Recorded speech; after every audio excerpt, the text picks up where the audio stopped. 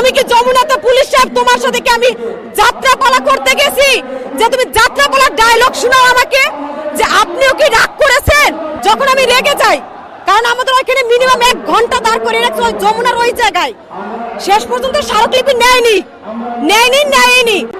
যার কাছে 8টা দফা দাবি পেশ করা হয়েছে সে 8 দফা দাবি পূরণ তো করবে দূরের কথা, সে আগে 8 দফা দাবি তো দেখবে যে 8টা দফা দাবি কি। আমরা কিছুদিন আগে 2টা স্মারকলিপি করেছি, একটা প্রধান উপদেষ্টার কাছে দিব আর একটা রাষ্ট্রপতির কাছে দিব। প্রধান উপদেষ্টার কাছে যখন আমরা দিতে যাই স্মারকলিপি, উনি ছিলেন না। প্রেস ক্লাব থেকে পুলিশ আমাদের আটকায়, আমরা তাদেরকে বলছি, রিকোয়েস্ট করছি যে আমরা আজকে আন্দোলন করতে আসিনি, আমরা কোনো ব্যানার নিয়ে আসিনি, আমরা চাইলে 5000 লোক নিয়ে আসতে পারতাম, আমরা মাত্র 10 জন লোক গিয়েছি, শান্তিপূর্ণভাবে একটা স্মারকলিপি দিতে যাব।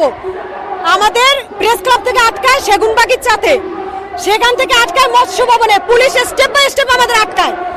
দেন ফাইনাল যখন আমাদের আটকায় আমরা বলছি যে অন্তত পক্ষে আমাদের 2-3 জনকে যেতে দিন, আমরা জাস্ট স্মারকলিপিটা দিয়ে চলে আসব। পুলিশ আমাদের কি বলে পরম যত্নে তার গাড়িতে করে যমুনাতে নিয়ে যায়, যমুনাতে নিয়ে আমাদের 4 জনের ফোন নাম্বার নেয়, নাম নেয়, 4 জনে আলাদা আলাদা করে, পরে বলে আপনারা এবার আসতে পারেন।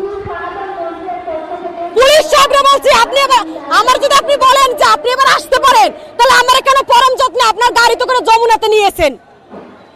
আমি আপনার সাথে যাত্রাপালা করতে গেছি যমুনাতে পুলিশ সাহেবের সাথে আমি যাত্রাপালা করতে গেছি নাকি সার্কাস করতে গেছি?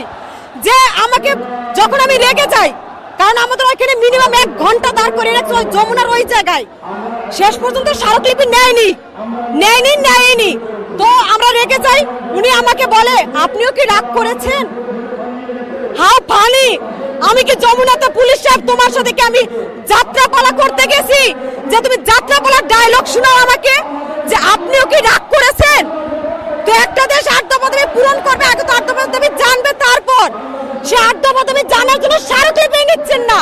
তাহলে কিভাবে আমরা আশা করবো জয় প্রধান উপদেষ্টা আমাদের স্মারকলিপি 8 দফা দাবি পূরণ করবেন?